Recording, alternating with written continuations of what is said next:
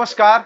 अभी हम एक लाइव सेशन से जुड़ रहे हैं और हमारे साथ सहारा के जो है नामी चेहरे, सहारा के एजेंट और सहारा के लिए लड़ाई लड़ रहे लोग और सहारा में निवेश किए हुए लोगों को हमने इस लाइव डिबेट में जोड़ा है। तो इनसे हम लोग बात करेंगे कि आखिर सहारा में डूबे हुए जो पैसे हैं वो अभी तक लोगों का निकला नहीं है और उसी बीच जो है सहारा सुप्रीमो सुब्रतो राय की निधन हो गई है। उस स्थिति में अब सहारा में जो निवेश किए हुए लोग थे उन लोगों के साथ अब क्या होगा? गुलशन जी, सुब्रत राय को रहने ना रहने से उनका जो है एक ट्रस्ट, सहारा इंडिया एक ट्रस्ट है। हाँ जी। ट्रस्ट में एक व्यक्ति मरते हैं तो दूसरे व्यक्ति उसका उत्तराधिकारी बन जाते हैं, चाहे हाँ वह जी। किसी भी ट्रस्ट की बात हो। अच्छा जी। लेकिन सुब्रत राय रहने पर भी जमाकर्ता कार्यकर्ता मर रहे थे, परेशान हो रहे थे, उसका कोई सुधि लेने वाला नहीं था। आज भी वही परिस्थिति है, लेकिन भुगतान के लेकर के जब तक सरकार नहीं चाहेगी तब तक जो है सुब्रत राय रहने ना रहने से कोई अंतर नहीं पड़ेगा।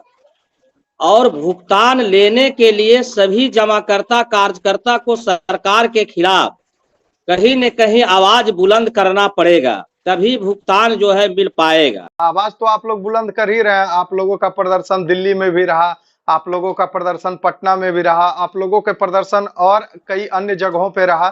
तो क्या इससे कोई लाभ मिला या नहीं मिला आप लोगों को इस प्रदर्शन से?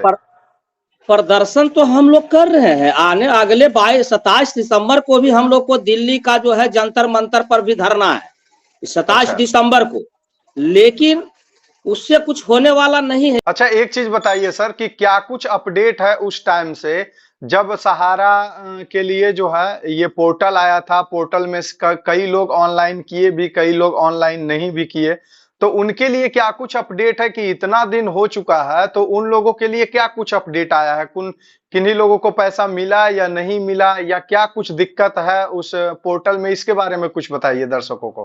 हजारों में 2-4 व्यक्ति को मिला है। अगर 1000 कोई पोर्टल पर क्लेम किया है तो उसमें 4-5 व्यक्ति को, 10 व्यक्ति को ही मिला है, इससे ज्यादा नहीं है। ये पोर्टल से कुछ होने वाला नहीं है। सरकार जो है रिजेक्ट कर दिया गया, रिजेक्ट कर दिया है किसी न किसी बहाना से, जिसमें जमाकर्ता कार्यकर्ता की कोई गलती नहीं है।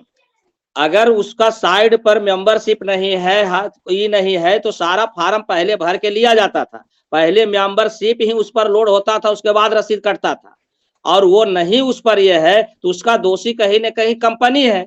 तो कार्रवाई कंपनी पर होनी चाहिए। दोषी कंपनी है, उसमें एजेंट दर दर का भटक रहे हैं।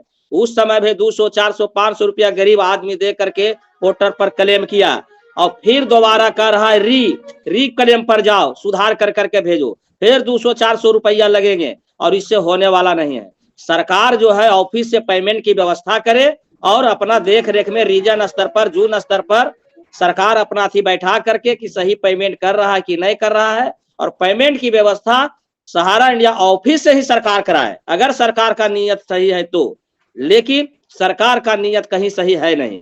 सरकार और कंपनी सभी मिले हुए हैं, मिल कर करके गरीबों को पैसा बंदरबाट करने के लिए ये लोग आपस में जो है सारा ही ड्रामा और लौटंगी कर रहा है। अच्छा, ठीक है वाल्मीकि जी, फिर हम आपके पास पहुंचते हैं, लेकिन हमारे साथ एक और जुड़े हुए व्यक्ति हैं। सर, आप ये बताइए कि आपने सहारा में पॉलिसी लिया, और सहारा में पॉलिसी लिया तो आपने बताया जैसा कि हमने ऑनलाइन नहीं कराया है, तो आपने क्यों ऑनलाइन नहीं कराया है? और क्या अभी तक का आपका जर्नी रहा जो सहारा में आपने निवेश किया? तो आप हमारे दर्शकों को कुछ बताइए जो कि कौआ कोल से जुड़े हुए हैं। क्या हमारी आवाज आपके पास पहुंच रही है? बिल्कुल बिल्कुल आ रही है। हाँ, तो बताइए। जो वाल्मीकि जी जो बोल रहे थे पूरा सत्य है, इसमें कोई तरह के दो राय नहीं है। ये सारी जो है सरकार का मिली भगत से सारा काम हो रहा है। इस समय का जो है इस कार्यकाल, इस सरकार की जो कार्यकाल का है जो है, ये सबसे बड़ा स्कैम है, और ये स्कैम करके घोटाला करना चाह रहे हैं और बचना भी चाह रहे हैं। इस घोटाला से इनके ऊपर, सरकार के ऊपर दाग भी नहीं लगे, और इस तरह के मास्टर माइंड बन के घोटाला करना चाह रहे हैं, जो कि देश के लोग सब लोग समझ रहे हैं। और जिस दिन पूरा समझ जाएंगे, इस दिन इनकी बोरिया बिस्तर बनने वाली है। क्या क्योंकि आपको जो लग है रहा है इस कि समय ये पोर्टल, क्या आपको लग रहा है कि ये पोर्टल जो है वो सिर्फ देश के नागरिकों को छलने का काम कर रहा है? पूरा एक जो है इस संगठन को, जो संगठन मजबूत नहीं बन सके, इसको कमजोर करने के लिए इसको बनाया गया पोर्टल, कि ताकि लोगों में एक संदेश चला जाए कि पैसा तो मिल ही रहा है, इसके चलते लोग निकल के नहीं आवे, और इसी कारण जो इसी आड़ में वो लूटना चाह रहा है, और उसके बाद लूट के जो है वो लूट के भी अपने ऊपर श्रेय लेना नहीं चाह रहा है, बचना भी चाह रहा है। ये सारा श्रेय जो है सहारा ऊपर थोपा है, और ये पूरा छाली काटना सरकार चाह रही है। इसमें सारा जो बड़े-बड़े मीडिया जो बोल रहे हैं, सारा जो है उनका मुंह बंद कर दिया गया है, क्योंकि इतनी बड़ी इसमें रकम है, जिसको जहां मिल जाएगा वो भला कौन बोलने वाला है। लेकिन यहाँ डूबेगा कौन? गरीब। मरेगा कौन? गरीब। जाएगा कौन? गरीब।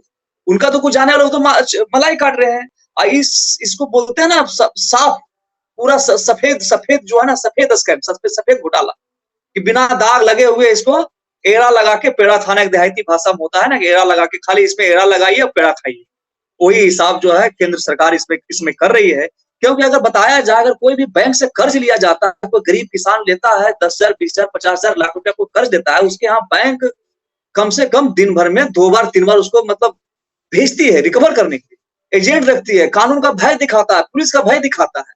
और अभी गरीब आदमी का पैसा जमा है, तो वही सरकार गरीब का मदद नहीं कर रहा है, तो फिर उस गरीब आदमी क्यों सरकार को वोट देगा?